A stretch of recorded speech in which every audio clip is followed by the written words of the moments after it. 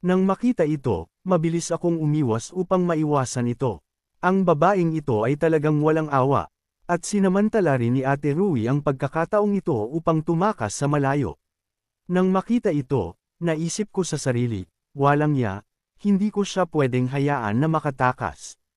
At ang beret ni Tio Lee ay handa na ring magpaputok, sinusubukan mong tumakas. Unang tanungin mo ang aking beret kung sumasang-ayon ito. Kasabay nito, hinailan niya ang trigger ng walang pag-aalinlangan. Ngunit ang bala ay bahagyang lumihis, tinamaan lang ang kanang. Hita ni Ate Rui. Agad, may kalabog, bumagsak si Ate Rui sa lupa sa isang masamang estado, ang kanyang kanang binti ay naputol mula sa hita. Nang makita ito, nagmura si Tio Lee sa kanyang puso, walang ya, namali ako. Agad na hinawakan ng subordinate ni Ate Rui si Ate Rui. Mabilis na nagutos si Ate Rui, magmaneho. Magmaneho. Fair na. Pagkatapos ay umalis sila sa kotse. Ang matinding ulan ng mga bala ay nabigo na pigilan ng tumatakas na si Ate Rui. Walang ya, nakatakas siya. Paano kung bumalik siya para mag-higanti sa hinaharap? Bilang tugon, kalmado akong lumitaw, okay lang, hindi sila makakatakas. Alam ko kung nasaan ang kanilang lungga. Saktong-sakto, nag-prompt ang sistema, bain ng kontrabida ay nakompleto. Pag-unlad ng misyon, ang kumpiyansa ng miyembro ay lubos na tumaas, community rating +2. Agad pagkatapos, naglabas ang sistema ng isang bagong level 2 na bain ng kontrabida na misyon, kinakailangan, salakayin ang kuta ng kaaway at alisin ang mga kanibal. Gantimpala, 50 puntos. Kaya, matagumpay na nataboy si Ate Rui. Ang lahat ay labis na masaya. Wuho, panalo tayo. Sa puntong ito, nagsimula akong magbilang. Wala sa ating mga tao ang namatay, ngunit ilan ang nasaktan. Kaya, agad kong ipinadala ang mga nasugatan sa infirmary, at ang mga bangkay ng kaaway ay dinala sa cold storage para mag-enjoy si Chen Chong. Pagkatapos, tinawag ko pabalik ang lahat ng mga refugee na nagtatago sa unfinished building, dahil dapat ligtas na ngayon. Ang alon na ito ay nagdala ng kabuoang 76 na puntos. Dapat akong mag-shopping spree ngayong gabi. Mga 1 oras pagkatapos, bumalik ang kotse ni Ate Rui sa base ng mga kanibal. Bumaba siya ng nahihirapan, sinusuportahan ng 2 underling. Si Yellow Hair, na lumapit upang salubungin sila, ay nagtanong, anong nangyari? Bakit ganyan ang kalagayan mo? Nang marinig ito, galit na ipinaliwanag ni Ate Rui, walang ya. Nagpabeya ako, hindi ko inaasahan na mayroon silang mabibigat na sandata. Patay na rin si second in command. Habang sinasabi ito, naging galit siya, walang ya, bakit ka nakatayo lang dyan? Bilasan mo at dalhan mo ako ng laman tao. Nang marinig ito, hindi sumagot si Yellow Hair, at hindi rin siya sumunod. Bagkus ay binigyan lang niya si Ate Rui ng isang mapaglarong ekspresyon. Sa galit, itinuro ni Ate Rui si Yellow Hair at sinumpa, anong hinihintay mo? Hindi ka man lang tugma sa isang daliri ni second in command. Sino ang mag-aakala, itinuro ni Yellow Hair ang putol na binti ni Ate Rui ng may paghamak, ikaw na mabahong babae, bumagsak ka na ng ganoon, at may lakas ka pa ring magsalita sa akin ng ganyan. Nang makita ito, natulala rin si Ate Rui, walang ya. Ikaw, sinusubukan mo bang magrebelde? Kasabay nito, agad niyang inutusan ang mga underling sa likod niya, huwag lang kayong tumayo dyan. Hilahin niyo ang walang silbi na yan. Ngunit sino ang mag-aakala, hindi man lang gumalaw ang mga underling sa likod niya.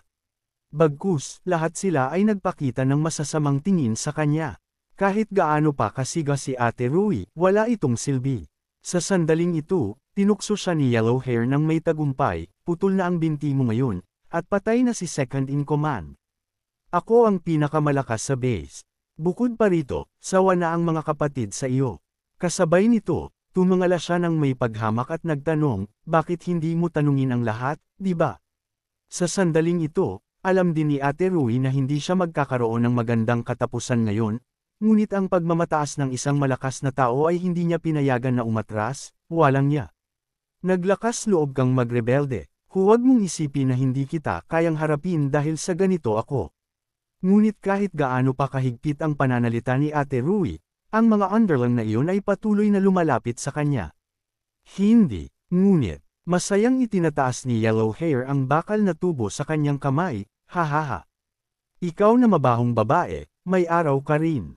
Kasabay nito, sinaktan ng third in command si Ate Rui gamit ang isang panaksak. Nang makita ito, ang iba pang subordinate ay hindi nag-atubili, at nang walang salita, nagsimula silang bugbugin ng husto si Ate Rui. Gaano man kawan ang pagmamakaawa ni Ate Rui, ang mga taong ito ay walang intensyon na tumigil, hanggang sa nag-ikot ang mga mata ni Ate Rui at nagbuga siya ng isang bibig na may itim na dugo. Kaya, ang dating hindi matatalo na si Ate Rui ay tuluyang nawala. Sa oras na ito, isang subordinate sa likod niya ang nagsalita, "Third boss, susunod." Ngunit bago pa matapos ang subordinate, nagalit ang third in command, "Anong tinawag mo sa akin?" Nang makita ito, agad na yumukod ang subordinate, "Nakalimutan kong tawagin kang boss." "Boss, pasensya na, pasensya na. Nadulas lang ang dila ko." Kaya, ikanaway ng third in command ang kanyang kamay ng walang pasensya, "Sige, kung may sasabihin ka, ilabas muna." "Boss, patay na ang babaeng ito. Patay na rin si second brother, at marami na ring kapatid ang namatay. Ang ating pangkalahatang kakayahang lumaban ay lubos na nabawasan. Paano kung makasalubong natin ang taong yun?" Nang marinig ito, nag-isip sandali ang third in command, "Ang ibig mong sabihin ang Tentacle Man. Ang taong yan ay hindi talaga madaling harapin. Ngunit hindi mo kailangang mag-alala ng husto. Maaari tayong pumunta at humingi ng tulong sa mga tao mula sa West Steel Plant." Pagkatapos, dumating kami sa base ng third in command. "Kuya Xiaoyong, tama ka. Ang lugar na ito ay talagang ang base ng mga taong yun." Nang marinig ito, sinenyasan ko sila na tumahimik, pumasok tayo ng tahimik, subukang huwag magingay. Ngunit pagkatapos maghanap ng matagal, wala kaming nakita. Umalis na ba ang mga taong yun? Baka natakot sila na habulin natin at tumakas na sila ng maaga. Nang tingnan ang bangkay ni Ate Rui, hindi maiwasang bumantong hininga ni Tio Lee, "Ito ang babaeng binaril ko." Ang mga hanghang na ito ay pinapatay pa ang kanilang sariling mga tao. Bilang tugon, kalmado lang akong sumagot, hindi na ako nagulat sa bagay na ito. Sa oras na ito, nagtanong si Zhang Qi, "Kuya Xiaoyong, ang malaking taong hinarap natin kanina ay halatang medyo kakaiba sa ating Kuya Chong." Hindi rin maiwasang magtanong ni Tio Lee sa tabi niya, "Oo, Xiaoyong, sa tingin ko narinig ko silang sumisigaw ng kung anong tungkol sa mga evolvers." "Ano ba ang mga evolvers? Paano mabilis na maging isang evolver?" Nang marinig ito, malamig lang akong dumura ng dalawang salita, "Kumain ng tao." Nang marinig ito, natulala ang dalawa. Kumain ng tao. Naging evolver sila at nag-evolve ng ganito. Tama. Ang pinakadirektang paraan upang maging isang evolver at makakuha ng malakas na kakayahan tulad ng isang zombie ay ang kumain ng tao. Sa oras na ito, ipinahayag ni Zhang Qi ang kanyang mga pagdududa, "Kung ganoon Kuya Xiaoyong, ikaw din ba?" Nagtanong din si Tio Lee nang hindi makapaniwala, "Kung ganoon, hindi ba ibig sabihin na kailangan nating lahat na kumain ng tao para mabuhay sa apocalypse?" Sa kanilang mga tanong, ngumiti lang ako ng bahagya, "Huwag kayong mag-alala. Bagaman ang pagkain ng tao ang pinakadirektang paraan, hindi ito ang tanging paraan." Kasabay nito, kinuha ko ang isang variant core at ibinigay ito. "Kainin nyo." Sa huli, parehong ang mga evolvers at mga zombie ay maaaring ituring na mga variant. Ang mga variant ay kailangang sumipsip ng enerhiya ng mga variant upang mag-evolve. Ang variant na enerhiya ng mga ordinaryong tao ay nakakalat sa kanilang laman at dugo. Bagaman napakaliit nito, mas maganda na ito kaysa wala. At para sa mga evolvers at bihirang mga variant, ang kanilang variant na enerhiya ay masagana at magsasama-sama sa isang core. Habang lumalalim ang sakuna, kahit ang mga zombie ay may tiyak na pagkakataon na magsasama-sama ng isang variant core. Nang marinig ito, mabilis na nagtanong si Tio Lee, "Ibig sabihin, ang mga zombie ay mayroon din ng variant energy na ito sa kanilang mga katawan. Maaari ba tayong kumain lang ng direktang karne ng zombie?" Agad na sumigaw si Zhang Qi sa tabi niya, "Walang niya. Tio Lee, kainin mo kung gusto mo, hindi ako kakain ng ganyang bagay." Kaya, mabilis kong ipinaliwanag, ang mga ordinaryong tao ay hindi maaaring kumain ng karne ng zombie, sila ay magkakaroon ng impeksyon. Tanging ang mga variant tulad ni Kuya Chong ang maaaring maging mas malakas sa pamamagitan ng paglamon ng iba pang mga zombie. Sa oras na ito, nagpadala rin ang sistema ng isang bagong prompt, Mission, Bane ng Kontrabida Level 2 na kumpleto. Hindi ko inaasahan na direkta na aayusin ng sistema ang score. Mukhang kahit may mga tao pang natira, hindi na sila nagdudulot ng banta. Ngunit saktong-sakto, bigla akong nakaramdam ng panganib. Mag-ingat, nakita ko ang isang zombie na nakabuka ang bibig at sumusugod sa akin. Nang makita ito, mabilis kong inilubog ang aking patalim sa katawan nito at inayos ito ng malinis. Hindi ko inaasahan na kaya nitong gumapang sa akin ng ganoon katahimik. Pagkatapos ay ginawa ko ang isang hiwa sa katawan ng zombie at kinuha ang isa pang variant core. Mukhang oras na para mag-hunt. Pagkatapos ay sinenyasan ko sina Tio Lee at Zhang Qi. Kainin nyo. Nang makita ito, agad na ikanaway ni Zhang Qi ang kanyang mga kamay. Ako, hindi ko kailangan. Ibigay mo na lang lahat kay Tio Lee. Hawak ang variant core, nag-isip sandali si Tio Lee. Pagkatapos ng matagal na pag-iisip, sa wakas ay nagdesisyon si Tio Lee. Walang ya, susugal na ako. Kasabay nito, nilunok niya ang core ng walang pag-aalinlangan. Agad, ang aura sa katawan ni Tio Lee ay naging mas malakas. Pagkatapos na ma-absorb ni Tio Lee ang enerhiya sa loob ng ilang sandali, Xiaoyong, napakasarap ng pakiramdam na ito. Nang makita ito, pinaalalahanan ko siya, bagaman maganda ang pakiramdam, bagong pasok ka lang sa hanay ng mga evolvers. Ang lakas mo ay malayo pa rin sa sapat para maging malakas sa apocalypse, kaya huwag kang maging pabaya. Sinenyasan ni Tio Lee, huwag kang mag-alala, naiintindihan ko ito. Dahil naalis na ang krisis, bumalik na tayo. Samantala, sa West Wind Steel Plant. Tigil, sino kayo? Nang makita ito, mabilis na ikinalat ng third in command ang kanyang mga kamay at sinenyasan, ako ang third in command ng coal plant. Nang marinig ito, sinenyasan ng lalaki, hintay kayo dito. Pupunta ako at sasabihin sa pinuno. Sa maikling panahon, dinala niya ang third in command sa steel plant. Ang isang kalbong lalaki ay nagsalita, Third Master, bakit ikaw naman ngayon? Bakit hindi dumating sina Jingru at second brother? Nang makita ito, kinamot ng third in command ang kanyang ulo ng awkward, ganito kasi, inatake kami. Para takpan ang aming pagtakas, namatay sina ate at second brother. Nang marinig ito, nagulat ang kalbong lalaki, ngunit hindi na siya nagtanong pa. Mayroon, dalhin si Third Master at ang mga kapatid mula sa coal plant sa safe house. Sumali rin ang babaeng nakasalamin sa tabi niya, hehe, ganoon din ang iniisip ko. Pagkatapos, inayos ang third in command at ang iba pa sa isang safe house. Sa oras na ito, isang subordinate ang nagtaas ng kanyang mga pagdududa. Third brother, pasensya na, boss, may masama akong pakiramdam. Nang makita ito, nagngit-ngit ang third in command at nagtanong ng may pagdududa, nagiging paranoid ka.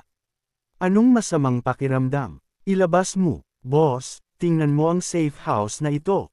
Mga bintana at pinto na gawa sa bakal para itong isang selda ng bilanggo. Ngunit saktong-sakto, binuksan ang pinto, at isang malamig na boses ang nagsabi sa kanila, kayo, sumama kayo sa akin. Pagkatapos, dinala niya ang third in command at ang iba pa sa kalbong lalaki at sa babaeng nakasalamin. Sa oras na ito, dinilat ng third in command ang kanyang mga mata at nagtanong, anong nangyari, pinuno? May nangyari ba? Malamig na sumagot ang babaeng nakasalamin, inilagay niya pa ang kamay niya sa kanyang sariling pinuno. Anong uri ng katapusan ang nararapat sa isang hanghang na tulad niyan? Nang marinig ito, tuluyang natulala ang third in command, anong ibig mong sabihin? Kuya Dapeng, Ate Ling, may pagkakamali siguro. Nang marinig ito, kinaway ng babaeng nakasalamin ang kanyang mga daliri. Pagkakamali, hehe, Li Cheng, hayaan mo siyang mamatay na alam ang totoo ngayon. Ganito yun, Ate Ling. Pumunta ako sa coal plant at nakita ko si Li Jingru na patay sa bakuran. Ang kanilang second in command ay hindi matagpuan, patay o buhay, at walang mga palatandaan ng labanan sa buong coal plant. Kaya ang pinakamakatuwirang paliwanag ay sinamantala nila ang hindi magandang sitwasyon ni Li Jingru, nagpakana ng kudeta, at pinatay siya. Nang marinig ito, natulala ang third in command, hindi yun ganoon. At wala kayong ebidensya, ito ay haka-haka lang ninyo. Ngunit ngumiti lang ng bahagya ang kalbong lalaki, hahaha, anong uri ng mundo na ito ngayon? Sinusubukan pa ring magsalita sa akin tungkol sa ebidensya. Sasabihin ko sa iyo ang totoo. Kung hindi dahil sa mga kakayahan ni Li Jingru at ng iyong second in command, pinatalsik na kita. Mayroon, patayin silang lahat. Nang makita ito, mabilis na nagmakaawa ang underling ng third in command, patawarin niyo kami. Mayroon kaming impormasyon na ire-report. Nang marinig ito, nag-atubili sandali ang babaeng nakasalamin, oh, anong impormasyon? Kaya, mabilis na sumagot ang underling ng third in command, mayroong settlement sa silangan ng lungsod, na may maraming tao at supply. Natalo sina Ate Rui at second brother nila. Huwag niyo akong patayin, dadalhin ko kayo doon.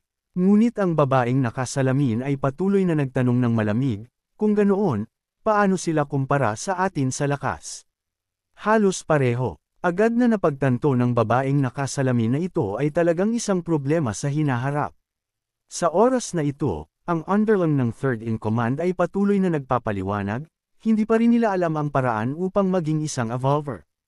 Sa buong settlement, wala kaming nakitang isang evolver. Nang marinig ito, nag-atubili ang lahat sandali. Ang paraan upang maging isang evolver. Ngunit saktong-sakto, nagsalita ang kalbong lalaki, dahil wala man lang isang evolver, paano kayo natalo? Ipinaliwanag ng underling, mayroon silang mabibigat na sandata. Ang mga ordinaryong bala ay hindi kayang patayin ang second in command, ngunit natalo nila siya sa isang shot. Napakagaling, napakakapaki-pakinabang na impormasyon.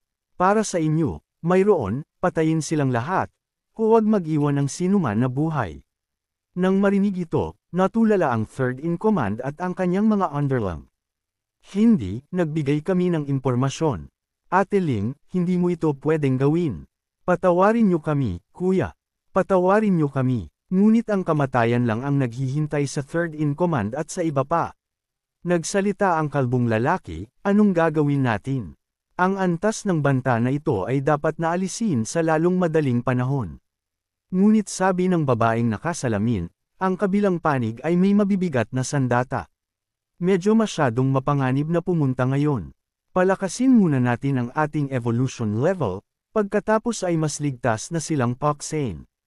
Magpadala muna tayo ng tao para mag-imbestiga upang tiyakin na hindi talaga nila alam ang paraan upang maging isang evolver. Samantala, ako ay naghahanda upang magpalit para sa ilang karagdagang supply, 126 na puntos, anong dapat kong kunin?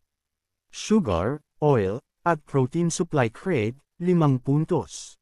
Black Tech supply crate, 50 puntos.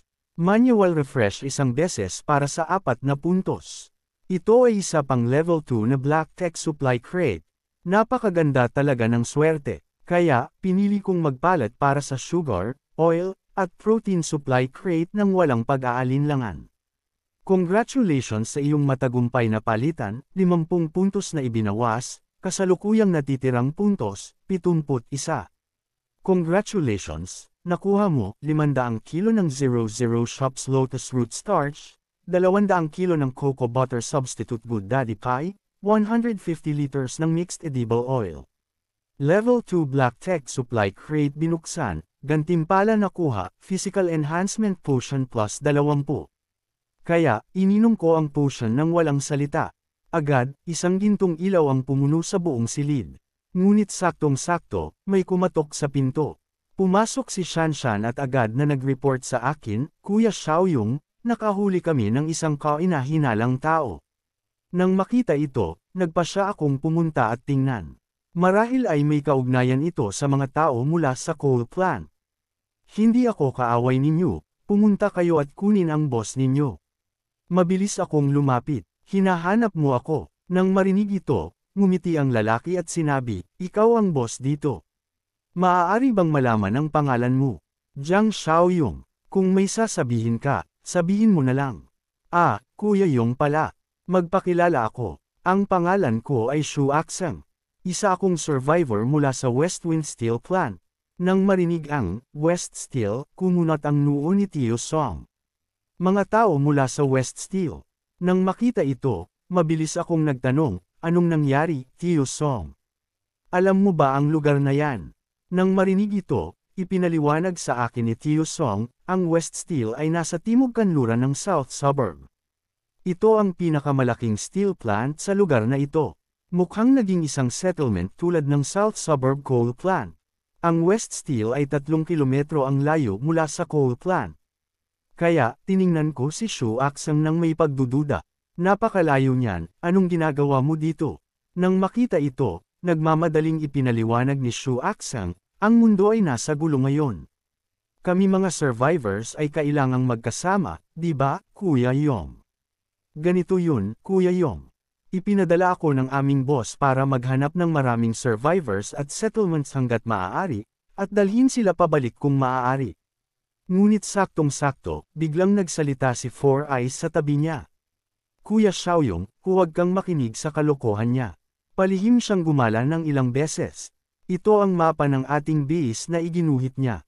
Kaya, kinuha ko ang mapa at tiningnan ito. Medyo detalyado. Ngunit maaari itong lokohin ng iba, ngunit hindi nito maloloko ang aking mind's eye. Tulad ng hula ko, si Shu Aksang ay may masamang ekspresyon sa kanyang ulo. Kaya, direkta kong kinuha ang aking handgun. Dahil nasa apocalypse na tayo, sinusubukan mo ba akong gawing tanga?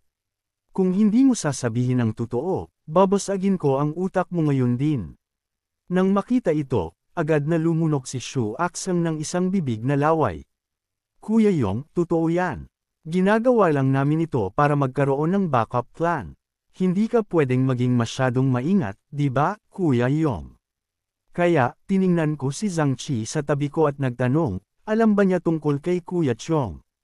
Sumagot si Zhang Qi sa isang mahinang boses, hindi lumitaw si Kuya Chong sa harapan niya. Kaya, agad kong ikanaway ang aking kamay at nagdesisyon. Hayaan siyang umalis. Nagduda si Tio Song, hahayaan na lang natin siyang umalis ng ganito. Maging si Shu Aksang ay hindi makapaniwala. Talaga, nang makita ito, ibinigay ko pa sa kanya ang mapa. Dalhin mo ang mapa na ito. Sabi ko hahayaan kitang umalis. Kaya hahayaan kitang umalis. Nang marinig ito, agad na yumukod sa akin si Shu Aksang. Salamat, Kuya Xiaoyong. Pagkatapos, tumakbo siya palayo sa base. Pinanood ko siyang umalis, ngumiti lang ako. Hey, Westwind Steel Plant. Nagtataka ako kung ilang puntos ng sistema ang halaga ninyo. 5 buwan ang lumipas ng mabilis. Ang mga manggagawa sa West Steel Plant ay nag-uusap. May mga taong nawawala ulit sa pabrika kamakailan. Ang may sala ay ang halimaw na yun, ang Tentacle Man. Naging aktibo ulit siya. Kailangan nating maging maingat. Ngunit pagkatapos niyang magsalita, napansin ng dalawa ang ilang galaw sa harapan. Isa sa kanila ang hindi nag-isip ng husto at lumakad patungo sa tumpok ng mga bagay. Nang makita ito, mabilis na pinayuhan ng isang kasamahan, huwag kang pumunta doon, hayaan ang mga gwardya na suriin. Nang magsalita siya, isang throwing knife ang lumipad na may swoosh, at pinutol ang lalamunan ng manggagawa sa harapan. Isang bibig na dugo ang lumabas mula sa kanyang bibig na may puff. At ang mga gwardya sa pabrika ay walang ginagawang nagyoyosi. Saktong-sakto, isang boses ang nanggaling sa malayo, tulong, tulong. Mabilis na nagtanong ang gwardya, anong nangyari? Halimaw, may halimaw doon. Pinatay ng halimaw na yun si Xiao Chen. Ang Tentacle Man. Dapat ang Tentacle Man. Nandito siya sa malaking tambakan ng basura. Nang marinig ito, nag-isip sandali ang gwardya. Walang ya. Isang hindi inaasahang pag-atake. Kaya, inutusan niya ang lahat kayo, magtago. Mga evolvers na may kakayahang tumakas, sumunod kayo sa akin. Pagkatapos, isang grupo ng 4 ang nagtipon at maingat na lumapit sa tambakan ng basura. Saktong-sakto, pinaalalahanan sila ng gwardya, tumahimik kayo, yun ang Tentacle Man. Kung makasalubong natin siya mamaya, hindi tayo dapat lumaban. Kailangan nating tumakas agad. Ngunit gaano man katagal silang naghanap sa tambakan ng basura, wala man lang multo ng anino. Naguguluhan ang gwardya. Paano yun posible? Pumunta tayo at tingnan kung may iba pang mga pahiwatig. Di nagtagal, nakita nila ang mga bakas ng paa sa lupa. Umalis na ang Tentacle Man. Baka dumating lang siya para manghuli ng biktima ngayon. Simula nang masira ang Jade Mountain at South Suburb Coal Plant, ang rate ng pagkawala ng mga tauhan sa West Steel Plant ay tumaas ng husto. Tama, mayroong 3 settlement sa una, ngunit ngayon ay isa na lang. Makatuwiran ang pagsusuri na ito. Ngunit may sariling paghusga ang gwardya, dahil mula sa mga bakas ng paa, tiyak na hindi ito ang Tentacle Man. Samantala, sa aking Apocalypse Fortress, mas matagal pa ito kaysa sa aking nakaraang buhay. Kung magpapatuloy ito, hindi imposible na muling maitayo ang sibilisasyon. Ngunit sa pagsasalita tungkol dito, mahigit 5 buwan na ang nakalipas. Bakit hindi pa rin inilalabas ang system mission ng West Steel Plant? Bigla, isang boses ang nanggaling sa likod ko. Kuya Xiaoyong, bumalik na kami. Nang lumingon ako, nakita ko si Shanshan na bumalik mula sa pangangaso ng mga zombie. Nang makita ito, umalis ako na may swoosh. Bago pa makapag-react si Shanshan, lumitaw na ako sa harapan nila, at kinuha lang ito nang wala pang 1 segundo. Ang bilis na ito, hindi kalabisan na tawagin itong teleportation. Nalaman ba ang inyong pangangaso? Nang marinig ito, kumpiyansang sumagot si Zhang Qi, huwag kang mag-alala, Kuya Xiaoyong. Sa ating kasalukuyang lakas, kahit may sumusunod sa atin, hindi natin ito mapapansin. Saktong-sakto, tiningnan ko si Xiao Shuai sa tabi. Maliit na lalaki, kumusta ka lately? Kaya mo pa bang umangkop? Nang makita ito, nag-gesture si Xiao Shuai ng ilang galaw sa harapan ko. Huwag kang mag-alala, Tio Xiaoyong. Okay na okay ako. Hindi rin maiwasang purihin ng nanay ni Xiao Shuai. Oo, pinatay pa ni Xiao Shuai ang isang zombie mag-isa kanina. Lubos akong nasisiyahan sa kanilang pagganap. Ilagay muna ang lahat ng variant cores na nakuha ninyo sa warehouse. Samantala, naglabas din ang sistema ng isang bagong misyon, Bane ng Kontrabida Level 3. Kinakailangan, alisin ang mga banta at magbigay ng tulong sa mga potensyal na kasama. Gantimpala, 80 puntos. Ngunit ang mga potensyal na kasama na binanggit sa misyon, maaari bang ang mga tao sa West Steel Plant? Kaya, isang ideya ang pumasok sa aking isip. Ngunit matatag na hindi sumang-ayon si Tio Lee. Ano, pupunta ka sa West Steel Plant mag-isa? Masyadong mapanganib. Sumali rin si Tio Song sa tabi niya, tama. Nagpapadala sila ng mga tao para mag-imbestiga paminsan-minsan. Sino ang nakakaalam kung may masama silang intensyon? Paano kung magkaroon ka ng problema, Xiaoyong? Wala man lang kaming kakayahan na protektahan ang ating sarili. Ang base ay walang pinuno. Ngunit sinenyasan ko sila na maging panatag.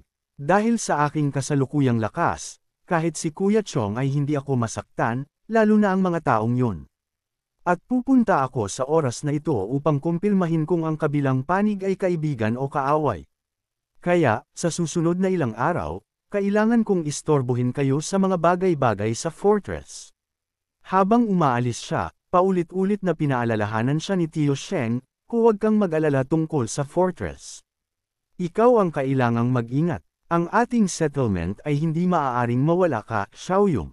Samantala, sa West Steel Plant, papasukin niyo ako. May mahalaga akong ire-report. Ngunit inilabas ng gwardya sa gate ang kanyang kamay at sinabi, sabi ng pinuno na walang sinuman ang pinapayagan na pumasok ng walang pahintulot nila. Nang marinig ito, tuluyang nagalit ang lalaki. Ang kanyang mga mata ay napuno ng isang nakakakilabot na intensyon na pumatay. Nang walang salita, kinuha niya ang leeg ng gwardya at itinaas siya. Nang makita ito, pinaalalahanan siya ng isang gwardya sa tabi, Li Cheng, nababaliw ka na ba? Nang marinig ang kanyang pangalan, sa wakas ay bumalik sa sarili si Li Cheng. Anong nangyayari sa akin? Kaya, mabilis siyang humingi ng paumanhin sa gwardya, pasensya na, talagang pasensya na. Maging si Li Cheng mismo ay hindi maintindihan kung bakit siya laging nawawalan ng pasensya sa mga nakaraang buwan. Saktong-sakto, nagalit din ang gwardya na Nosakal. Walang ya, anong binabaliw mo? Huwag mong isipin na dahil pinahahalagahan ka ng pinuno, hindi kami maglakas loob na hawakan ka. Mag-ingat ka sa susunod. Saktong-sakto, nagsalita ang babaeng nakasalamin sa silid. Si Li Cheng ba yan? Papasukin niyo siya. Nang marinig ito, inayos ni Li Cheng ang kanyang mga emosyon. Opo, pinuno. Pagkatapos ay dahan-dahan niyang binuksan ang pinto. Tiningnan ng babaeng nakasalamin si Li Cheng nang may ngiti. Anong nangyari? May mahalaga ba?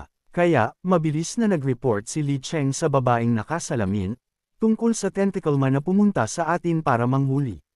Mayroon akong iba pang naiisip. Pagkatapos ng napakaingat na investigasyon sa eksena, nakita ko ang mga bakas ng paa ng isang babae sa tambakan ng basura, at sa oras na ito ang biktima ay isang lalaki. Nang marinig ito, agad na naging seryoso ang ekspresyon ng babaeng nakasalamin. Kung ganoon, kung gayon ang may sala ay ibang tao. Opo, pinuno. Bigla, tinitigan ng babaeng nakasalamin si Li Cheng. Sige, alam ko na ang lahat. Ang impormasyon na ito ay napakakapakipakinabang. Ngunit huwag mong ikalat ang balitang ito. Isang tentacle man pa lang ang nagdudulot ng takot. Ayokong walang sino man ang maglakas loob na lumabas sa hinaharap. Naiintindihan. Nang marinig ito, gustong makipagtalo ni Li Cheng, ngunit agad siyang pinutol ng babaeng nakasalamin. Hindi mo kailangang sabihin ng anuman. Ipinapangako ko na ang sitwasyon ay hindi magiging mas masahol kaysa sa dati. Nang makita ang pagsuwi ni Li Cheng, agad na lumapit ang babaeng nakasalamin. Anong nangyayari, Li Cheng? Gusto mo bang gawin ng iba pa sa akin? Nang marinig ito, mabilis na tumakbo si Li Cheng patungo sa pinto. Pasensya na, Ate Ling. Wala po, aalis na po ako ngayon. May kalabog, isinara niya ang pinto. Pagkalabas, namula ang mukha ni Li Cheng. Walang ya, ang memorya ko. Nakalimutan kong itanong ang tungkol sa bagay na yun ulit. Ngunit pagkaalis ni Li Cheng, isang boses ang nanggaling sa susunod na silid. Mga bakas ng paa ng babae. Hey, masyado kang pabaya. Nang marinig ito, may paghamak ang babaeng nakasalamin. Sinasabi mo na ikaw ay mas maingat, di ba? Kung gayon maaari mong gawin ang trabaho na ito sa hinaharap. At ang nagsalita ay walang iba kundi ang pinuno ng Westwind Steel Plant, ang kalbong lalaki, si Kuya Pang. Sige, ako ang papatay, at ikaw ang maglilinis. Kasabay nito, may kalabog, itinapon niya ang isang bagay sa basurahan. Nang tiningnan ng maingat, ito ay isang ulo ng tao. At ang taong ito ay walang iba kundi ang nawawalang Xiao Chen mula sa tambakan ng basura. At sa sandaling ito, ako ay papunta sa West Steel Plant, pumapatay ng maraming zombie hanggat maaari. Di nagtagal, dumating ako sa pasukan ng West Steel Plant. Hindi ko inaasahan na ganoon karaming zombie ang nasa labas. Malapit na tayo sa ating destinasyon. Mukhang kailangan kong maging mas low-key. Kailangan kong humanap ng paraan upang itago ang aking lakas. Kung hindi, kung malaman nila na dumating ako ng handa, bagaman hindi ako natatakot sa kanila, sa aking kasalukuyang lakas, mas mahusay na maging maingat upang maiwasan ang hindi kinakailangang gulo. Pagkatapos ng ilang pagbabalat kayo, mukha akong mahinang estudyante sa kolehiyo. Ang hitsura na ito ay magpapababa sa kanilang pagbabantay. Pagkarating ko sa gate, pinatigil ako ng isang gwardya. Bata, tigil dyan. Sino ka? Anong ginagawa mo dito? Nang marinig ito, agad akong ngumiti at ipinaliwanag. Nakakita ako ng mga palatandaan ng mga buhay na tao sa paligid dito, kaya pumunta ako para tingnan, at tama nga. Isa akong nag-iisa na survivor, nandito para humingi ng kanlungan sa inyong mahalagang lupain. Nang makita ito, nag-isip sandali ang gwardya. Isang naglalakbay na survivor, bata, tanungin kita, paano ka nabuhay hanggang ngayon sa isang kapaligiran na puno ng mga zombie? Naisip ko na ang isang dahilan para dito. Ang aming settlement ay may higit sa 10 tao sa una, ngunit inatake kami ng isang grupo ng zombie. Lahat ng iba ay namatay, at ako lang ang pinalad na nakaligtas. Nang marinig ito, may paghamak ang gwardya. Kaya, wala ka masyadong lakas. Naintindihan ko ang ibig niyang sabihin at mabilis kong itinaas ang aking mga kamay. Mayroon pa rin akong lakas. Naranasan ko na ang maraming pag-atake ng zombie at mayroon na akong ilang karanasan sa pakikipaglaban sa kanila. Gagawin ko ang lahat para maging kapaki-pakinabang. Nang marinig ito, ngumiti ang gwardya ng may pananakot. Sino sa tingin mo ang nagtanong sa iyo niyan? Hindi mo pa rin naiintindihan ang ibig kong sabihin. Ngunit okay lang. Kung gusto mong sumali sa amin, sumunod ka sa akin. Habang nagsasalita siya, inilagay niya ang kanyang kamay sa kanyang bulsa. Kailangan ko pa ring gawin ang ilang pagsubok sa iyo. Nang makita ito, agad kong naisip tulad ng inaasahan ko. Ang West Steel Plant ay hindi rin isang kaaya-ayang lugar. Gusto kong tingnan kung anong mga trick ang kaya niyang gawin. Ngunit saktong-sakto, isang boses ang biglang nanggaling sa likod. Anong nangyayari? Ito ay ang pinuno ng gwardya, si Li Cheng. Sino ang estranghero na ito? At saan mo siya dadalhin? Nang makita ito, awkward na. Ipinaliwanag ng gwardya, Kuya Li pala. Ang taong ito ay isang naglalakbay na survivor. Dadalhin ko siya sa isang tahimik na lugar para suriin siya. Kinwestiyon ni Li Cheng ang mga salita ng gwardya. Hey, suriin siya. Kailangan mo pa bang pumunta sa isang tiwangwang na lugar para suriin siya? Maaari mo lang siyang suriin dito. Sa totoo lang, alam na alam ko sa aking puso na ang taong ito ay malinaw na sinusubukan akong dalhin sa isang tiwangwang na lugar para patayin ako. Mukhang ang mga tao sa West Steel Plant ay umaasa rin sa pagkain ng laman tao para mag-evolve. Saktong-sakto, tiningnan ako ni Li Cheng at sinabi, ibigay mo ang lahat ng iyong mga sandata, at pagkatapos ay maaari ka nang pumasok. Nang marinig ito, agad akong naguluhan. Ibibigay ko ang aking mga sandata. Paano ko malalaman na hindi mo ako nililinlang para patayin? Ikanaway ni Li Cheng ang kanyang kamay at sinenyasan, huwag kang mag-alala, ang mga puso ng tao ay pangit sa apocalypse. Normal na mag-alala ka, kung hindi mo ibibigay ang iyong mga sandata, hindi ka namin pipilitin na manatili. Maaari ka nang umalis ngayon. Nang makita ito, nagkunwari akong nag-atubili sandali. Sige, ibibigay ko ang aking mga sandata. Pagkatapos, sinuri ulit ako ni Li Cheng. Hindi ko inaasahan na mayroon palang prinsipyo ang taong ito. Mukhang medyo kakaiba ang mga tao sa West Steel Plant kaysa sa mga tao sa Jade Mountain at sa South Suburb Coal Plant. Pagkatapos, ang tanging nakita ni Li Cheng sa akin ay isang patalim. Hindi ka masama, bata. Kaya mong maglakbay sa apocalypse na may patalim lang. Ikaw din ay isang evolver, di ba? Nang marinig ito, nagkunwari akong hindi ko alam kung ano ang isang evolver. Evolver, baka, nararamdaman ko na mas malakas ako kaysa sa dati. Kaya, ikanaway ni Li Cheng ang kanyang kamay sa akin. Sumama ka sa akin. Mayroong panuntunan ng West Steel Plant na ang mga bagong evolvers ay kailangang mag-report sa pinuno. Di nagtagal, dinala ako sa isang madilim na silid. Maaari kang maghintay sa reception room muna. Mas mukha itong isang pinatibay na bilangguan kaysa sa isang reception room. Sa maikling panahon, pumasok ang kalbong lalaki. Pasensya na sa paghihintay. Maaari ko bang malaman ang pangalan mo? Nang marinig ito, nagsinungaling ako at sinabi na ang pangalan ko ay Jiang Ye, isang naglalakbay na survivor. Nang marinig ang aking pangalan, sinabi ng kalbong lalaki, narinig ko mula sa aking mga tauhan na isa ka ring evolver, di ba? At sinabi ko, sabi niya yan. Hindi ako sigurado sa sarili ko. Ngunit sa susunod na segundo, isang throwing axe ang itinapon sa akin, at umabot ito sa akin sa isang kisap mata. Sa kabutihang palad, ang aking reaction speed ay napakabilis ngayon, kaya madali kong naiwasan ang atake. At pinanood ng kalbong lalaki kung paano namali ang target ng throwing axe. Bata, ang bilis mo. At naisip ko, agad siyang gumagawa ng galaw. Hindi, ito ay dapat na isang pagsubok. Kaya, nagkunwari akong natakot at itinuro ang throwing axe, anong ginagawa mo? Mapanganib yan, hindi mo ba alam? Ngunit ngumisi ang kalbong lalaki. Hey, mukhang hindi ako nagkamali. Ikaw ay talagang isang evolver. Nang marinig ito, nagkunwari akong nagalit at kinwestiyon, kaya kung hindi ako isang evolver, papatayin mo ako. Ngunit ikanaway lang ng kalbong lalaki ang kanyang kamay nang may paghamak. Kung ganoon, hindi malaking kawalan kung mamatay ka. Dahil pareho tayong mga evolvers, alam mo dapat ang paraan upang maging isang evolver. Kung gayon babalaan kita ng maaga. Ilang tao lang sa West Steel Plant ang nakakaalam ng sikreto na ito. Hindi ko papayagan na kumalat ito. Kung malaman ko na may nagkalat nito, kung gayon pasensya na, kailangan kitang patayin.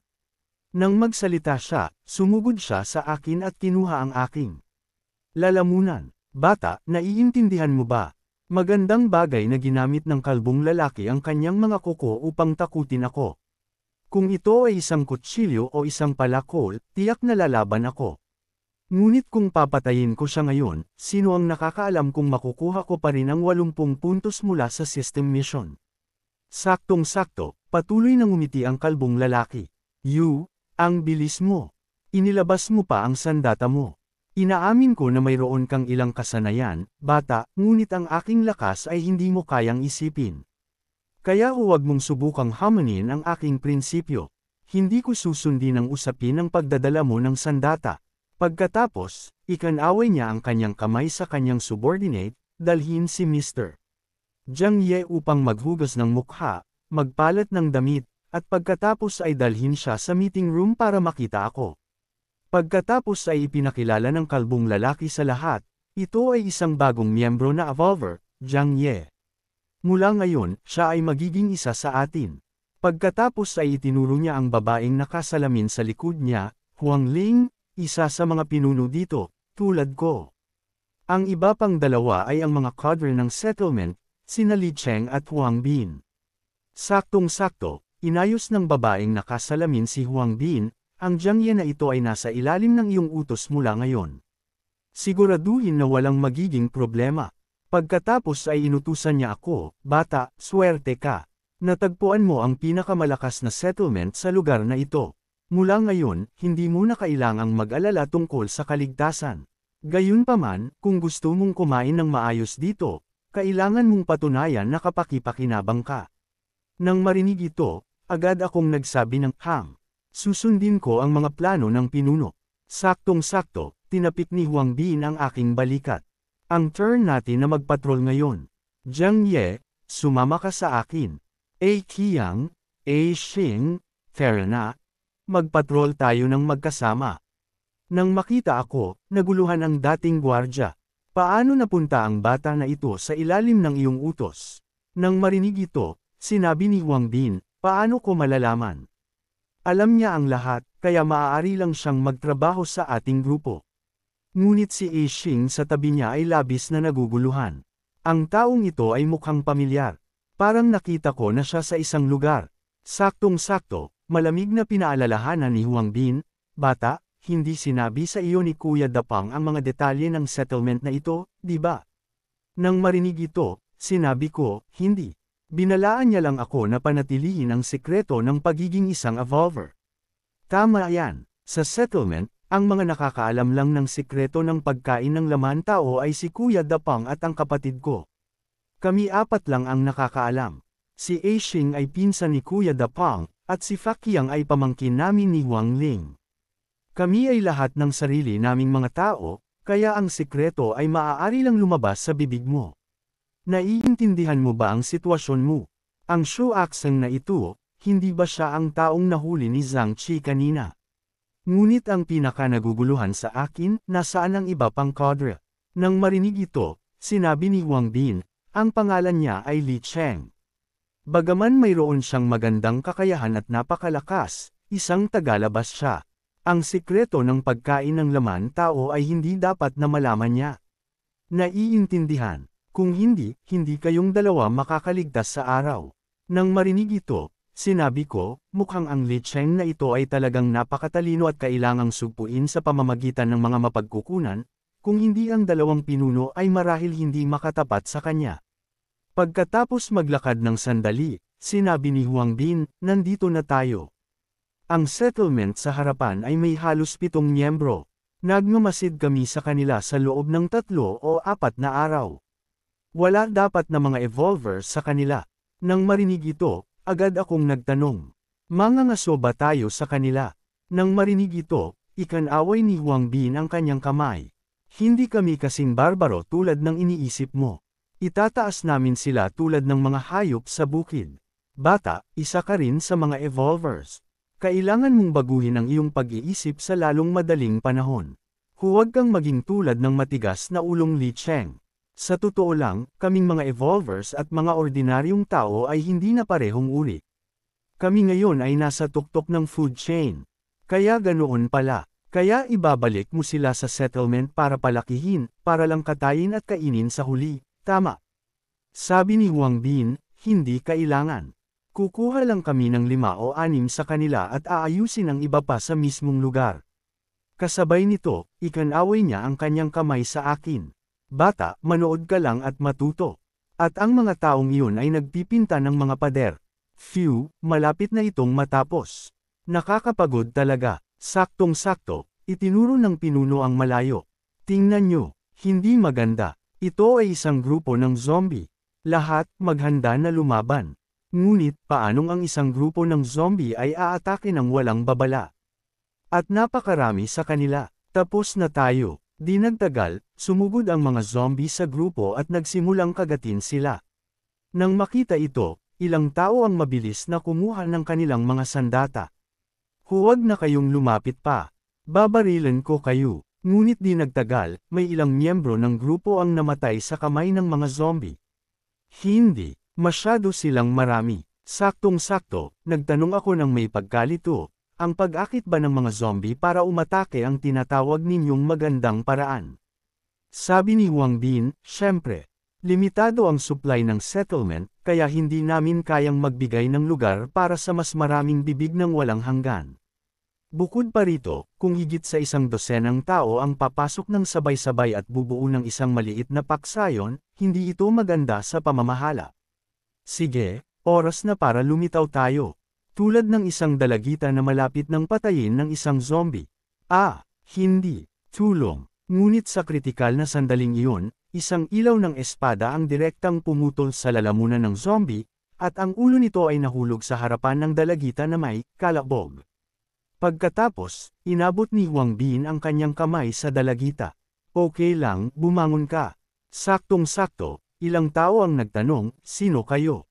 Bakit nyo kami iniligtas? Hindi sila sumagot. Pagkatapos patayin ang huling zombie, sumagot si Yang Bin, kami ang mga evolvers mula sa Westwind Steel Plant.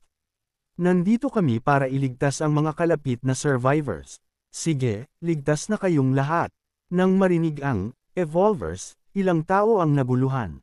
Evolvers? Ano yun? Ngunit anuman ang mangyari, salamat. At pinapanood ko ang bawat galaw nila. Nasa edad 20 pa lang sila, at ang kanilang pisikal na kalusugan ay pantay sa kinazangchi at sa iba pa. Ngunit saktong-sakto, bigla akong kinabahan. Kaya, mabilis akong lumingon. Ano yun? Tiyak na mayroong di malinis na bagay sa sahig na ito. Ngunit pagkatapos maghanap ng matagal, wala akong nakita. Imahinasyon ko lang ba yun? Saktong-sakto, sumigaw sa akin si Huang Bin, Jiang Ye. Tatayo ka na lang ba dyan at manunood? Lumapit ka dito at tumulong sa pag-aayos. Ngunit pagkalingon ko, may isa pang galaw sa sahig. Tulad ng hula ko, ito ang tentacle man sa sahig. Lahat ng mga zombie ay naayos na. Sabi ng mga survivors mayroon pa ring ilang supply sa bodega. Nang marinig ito, agad akong inutusan ni Huang Bin, Jiang Ye, manatili ka dito at ilipat ang mga supply sa pasukan. Aayusin ko ang isang maliit na tren para i-transport ang mga ito mamaya. Gayun din, ipunan ang mga patay na katawan. I-transport din ang mga ito kasama ng mga supply mamaya. Pagkatapos ay sumigaw siya sa mga survivors, ang iba sa inyo, sumunod kayo sa akin. Sa maikling panahon, umalis si Huang Bin at ang iba pa. Nagbigay ito sa akin ng pagkakataon na mag-isa kasama ang mga bangkay ng zombie.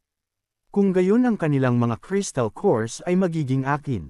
Ang mga survivors na ito ay nagpapasalamat pa rin sa kanila. Salamat sa tulong ninyo mga kuya, nakaligtas kami. Saktong-sakto. Isang magandang dalagita na may masarap na mukha ang nagsalita. Kuya, mayroon bang tubig kung saan kami pupunta? Maaari ba kaming maligo? Nang marinig ito, inilagay ni Fa Qiang ang kanyang braso sa babae. Hindi lang mayroong tubig, mainit pa. Mayroon ding shower gel para maging mabango ka.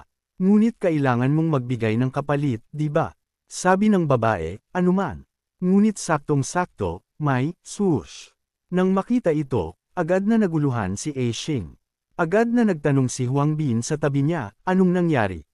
Sabi ni A Xing, mayroong maruming bagay. Kaya, agad na sumigaw ng babala si Huang Bin, lahat, maging alerto. Si Fakiang ay ngumingiti pa rin sa dalagita. Tumayo ka sa likod ko, paprotektahan ka ni kuya. Nasaan ang bagay na sinasabi mo, Xing? Ngunit sabi ni Xing, hindi ko alam. Hindi ko rin ito maramdaman. Nang makita ito, ngumisi si Fakiang sa likod niya. Xing, masyado ka bang kinakabahan? Ngunit seryoso si Xing. Sigurado ako, mayroong tiyak na isang bagay kanina. Ngunit bago pa matapos si Xing magsalita, isang itim na spike ang tumusok sa kanyang leeg. Agad na sumigaw si Huang Bin sa likod niya, hindi maganda. Ito ang Tentacle Man. Ngunit pagkatapos patayin si Xing, bigla itong nawala. Ngunit habang naglilibot si Huang Bin, biglang lumitaw ang Tentacle Man sa harapan niya. Nang makita ito, natulala si Huang Bin. Naisip niya, tapos na. At ako ay naghahanap pa rin ng mga crystal cores sa mga zombie. Hindi ko inaasahan na ganoon ako kaswerte. Talagang nakakita ako ng 2 variant core sa ilang zombie na ito. Ngunit saktong-sakto, narinig ko ang isang boses na humihingi ng tulong mula sa malayo. Kaya, nagpasya akong pumunta at tingnan kung anong nangyayari. Sa sandaling ito, nakatali na si Huang Bin ng Tentacle Man. Gaano man siya magpumiglas, wala itong silbi. Maaari lang siyang maghintay ng kamatayan nang may kawalan ng pag-asa. Ang dalagita sa tabi niya ay sobrang takot na nakanganga ang kanyang bibig. Lahat tayo ay mamamatay ngayon. Maging si Fakiang ay sobrang takot na lumunok siya ng isang bibig na laway, dahil ang Tentacle Man ay hindi isang bagay na kaya niyang harapin. Sino ang mag-aakala na sa susunod na segundo, titingnan ng Tentacle Man si Fakiang? Sobrang takot siya na natisod siya ng ilang hakbang. Hindi maaari. Bakit ako? Para iligtas ang sarili niyang buhay, wala nang pakialam si Fakiang. Kinuha niya ang braso ng dalagita at itinapon siya sa Tentacle Man. Mas mabuti ka kaysa sa akin. Di nagtagal, nitali ang dalagita ng Tentacle Man, patuloy na sumisigaw, walang yaka. Paano mo ito nagawa sa akin? Ngunit habang humihigpit ang mga galami sa kanyang katawan, ang tanging naghihintay sa dalagita ay kamatayan. Pagkatapos, may isang thwack, hindi namatay ang dalagita, ngunit umupo siya sa lupa. Ang dalagita ay umupo sa lupa nang hindi makapaniwala. Hindi ako patay, buhay pa ako. Salamat. Hindi ako sumagot, ngunit tiningnan ko ang lahat ng kalmado. Ito ba ang Tentacle Man na sinasabi ninyo? Hindi siya mukhang kasing lakas tulad ng sinasabi ninyo. Itinuro ni Fakiang ang Tentacle Man at sinabi, hindi ito ang isa. Ito ang anak ng Tentacle Man. Anak, ang tawag namin sa kanya, dahil ang Tentacle Man ay madalas na bumubulong ng anak, at kaya niyang baguhin ang mga ordinaryong zombie sa mga halimaw na may katulad na katangian sa kanya. Tinatawag namin ang mga nabagong halimaw na ito na mga anak ng Tentacle Man. Ngunit sa sandaling ito, naguluhan din si Fakiang. Ang anak ng Tentacle Man ay isang malakas na halimaw na kahit ang pinuno ay hindi kayang harapin. Ang batang ito, si Jiang Ye, ay tiyak na hindi magiging kalaban niya. Hindi, kailangan kong tumakas. Kaya, lumingon siya at tumakas sa malayo. Jiang Ye, pigilan mo muna siya. Babalik ako at kukuha ng mga karagdagang puwersa. Nang makita ito, ang iba pa ay hindi rin nag-atubili, at tumakbo palayo nang nakabaluktot ang kanilang mga binti. Sa sandaling ito, ako at ang anak ng Tentacle Man lang ang natira sa lugar. Gusto akong ibenta ng taong ito para bumili ng sarili niyang oras para tumakas. Ang tanging problema ay ang tila malakas na Tentacle Man na ito ay isa lang ordinaryong zombie sa akin ngayon. Di nagtagal, mahigpit na akong nakatali ng mga galami. Nang makita ito, kalmado lang akong tumingin sa kanya. Ang anak ng Tentacle Man. Hey, medyo kawili-wili ang setting na ito. Nakakainis lang na nakilala mo ako ngayon, at ang iyong mga katangian ay nagdulot ng interes ko. Kailangan kong kaladkarin ang Tentacle Son dito. Gaano man ito magpumiglas, wala itong silbi. Wala akong pagkakataon na gamitin ang kakayahan na nakuha ko mula sa pagbukas ng kahon kanina. Kaya ngayon, gagamitin ko ang Tentacle Son na ito para mag-practice. Kasabay nito, tinapak ko ang lupa, na nagpaputok sa lupa sa ilalim ko. Ngunit sa susunod na segundo, binalaan ako ng sistema na ang aking katawan ay overloaded, at ang mga ugat sa aking mukha ay agad na umumbok. Casual akong humila ng malakas at ibinato siya ng mukha muna, matagumpay na naipit siya sa ilalim ng aking paa. Ikaw na maliit na bagay, nagpupumiglas pa rin. Hindi mo ba nakikita kung sino ang kinakaharap mo? Dahil humihingi ka ng kamatayan, hindi mo ako masisisi. Kasabay nito, nagsimula akong punitin ang kanyang mga galame, habang ang tentacle son sa ilalim ng aking paa ay walang lakas na lumaban. Hindi ko alam kung gaano katagal ko siyang pinunit, ngunit ang lupa ay puno ng mga bahagi na nahulog mula sa katawan ng tentacle son. Ang dalagita na nakasaksi nito ay natakot ng husto. Noon lang ako unti-unting bumalik sa aking katinuan at nagmadali akong aliwin siya. Okay lang, okay na ngayon. Ngunit ang nerbiyos ng dalagita ay tila nabali, at hindi niya maiwasang sumigaw sa mismong lugar. Ito ay medyo nakakahiya para sa akin. Miss, huwag kang magpanik, huwag kang magpanik. Isa akong tao, hindi isang halimaw.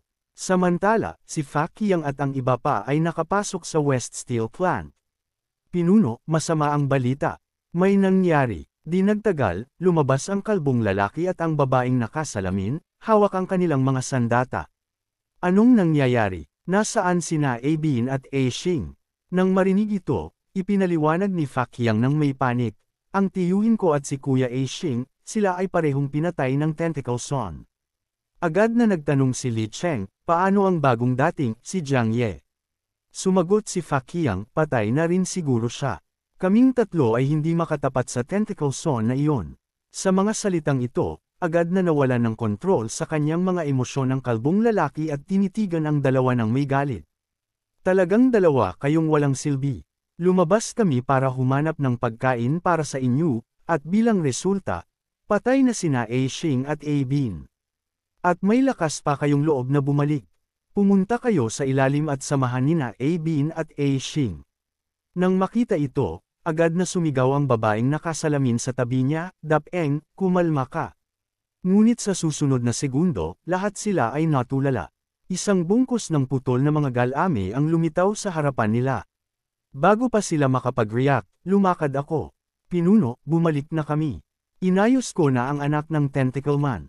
Nang makita akong bumalik, tuwang-tuwa si Li Cheng. Jiang Ye, hindi ka patay. Ngunit ang babaeng nakasalamin ay lubos na naguluhan ngayon.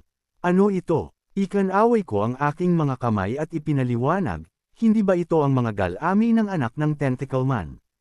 Ipinagiganti ko na sina Abin at Ashing para sa inyo. Sa mga salitang ito, natulala ang kalbong lalaki at ang babaeng nakasalamin. Paano ito posible? Paanong ang batang ito ay ganoon kalakas? Mabilis ko silang pinaalalahanan, ang dalawang pinuno ay hindi dapat malungkot. Kailangan nating magmadali at mag-ayos ng isang kotse at mga tao para bumalik sa akin upang kolektahin ang mga gantimpala ng digmaan. Pagkatapos, tinawag ng kalbong lalaki si Fakiyang. Hindi ba sinabi mo na ang tentacle son ay mas malakas kaysa kay Li Cheng? Kung gayon paano ito nagawa ni Jiang Ye? Nang marinig ito, ipinaliwanag ni Fakiyang sa pamamagitan ng ngipin, sigurado ako na pinatay ng nilalang na iyon ang tiyuhin ko at si Ashing halos agad-agad. Si Li Cheng ay marahil hindi iyon magagawa, di ba? Natatakot ako na kahit ang dalawang pinuno ay mahihirapan. Sa mga salitang ito, agad na naramdaman ng kalbong lalaki ang isang hindi pa naranasang pakiramdam ng krisis. Binalaan ko siya kanina. Bagaman nag-react siya noon, nagawa lang niyang ilabas ang kanyang sandata at wala pa siyang oras na makapasok sa isang fighting stance. Paano ako nagtataglay ng ganoong lakas?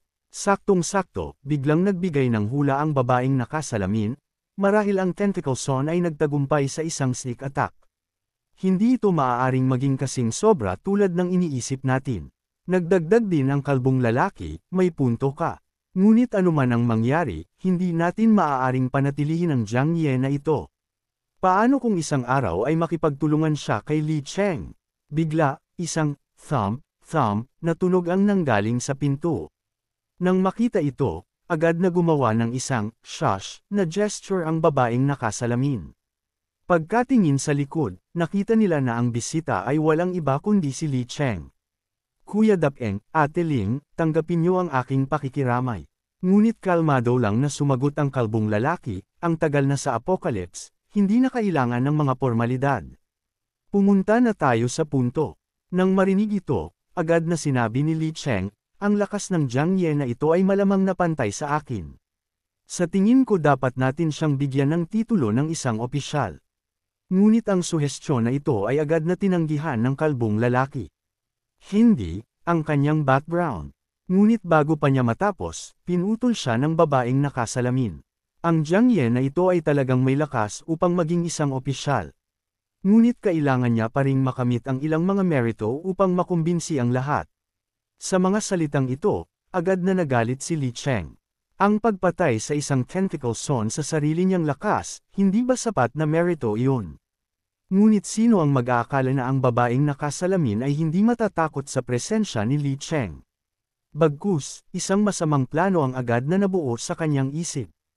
Kung kaya niyang patayin ang tentacle man para patunayan ang sarili niya, hindi ba yun ay parang pagpatay sa dalawang ibon sa isang bato? Gayunpaman, nagtaas ng pagtutol si Li Cheng. Makatarungan ba na hilingin sa kanya na gawin ang isang bagay na hindi ninyo dalawa kaya? Ngunit ang babaeng nakasalamin ay walang pakialam. Huwag kang mag-alala, hindi namin siya ipapadala sa kamatayan. Tutulungan din namin. Titipunin namin ang lakas ng buong settlement at tuluyang aalisin ang banta ng tentacle man sa oras na ito. Nahulaan ko ang kanilang mga intensyon sa isang iglap. Kaya sinasabi mo, ang operasyon ay magiging nakasentro sa akin. Ang tagal ko pa lang dito at nakakakuha na ako ng ganoong malaking kredito. Sa tingin mo ba ay angkop yun? Hindi ko alam, ang babaeng nakasalamin ay nagdesisyon na. Walang hindi angkop. Pagkatapos ng lahat, ang lakas na ipinakita mo ngayon ay hindi mas mababa sa akin o sa iyong kuya Daping. Saktong-sakto, nagdagdag ang kalbong lalaki, sige, naayos na ang operasyon. Kung magiging matagumpay ang operasyon na ito, ang pangatlong upuan ng pinuno ng settlement ay sa iyo. Kuya Li Cheng, nalampasan ka ni Jiang Ye sa kanyang sariling lakas. Sa palagay ko wala kang pagtutol. Naintindihan ni Li Cheng ang pag-iisip ng kalbong lalaki. Ito ay malinaw na para magdulot ng hidwaan sa pagitan niya at ni Jiang Ye. Ngunit sumagot pa rin siya ng kalmado, wala akong pagtutol. Nang marinig ito, mukhang nasisiyahan ang kalbong lalaki. Sige, maganda, naayos na. Aalis tayo sa loob ng 2 araw. Wala akong pakialam sa lahat ng ito. Kung wala ako ang mind's eye, baka natulala ako ng kaunti sa kaos-puso na panukala ng kalbong lalaki.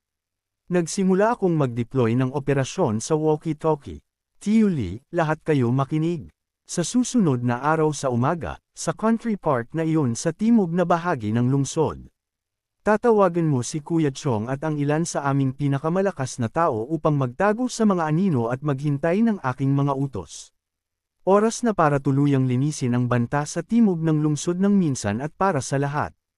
Tandaan na magtago ng maayos.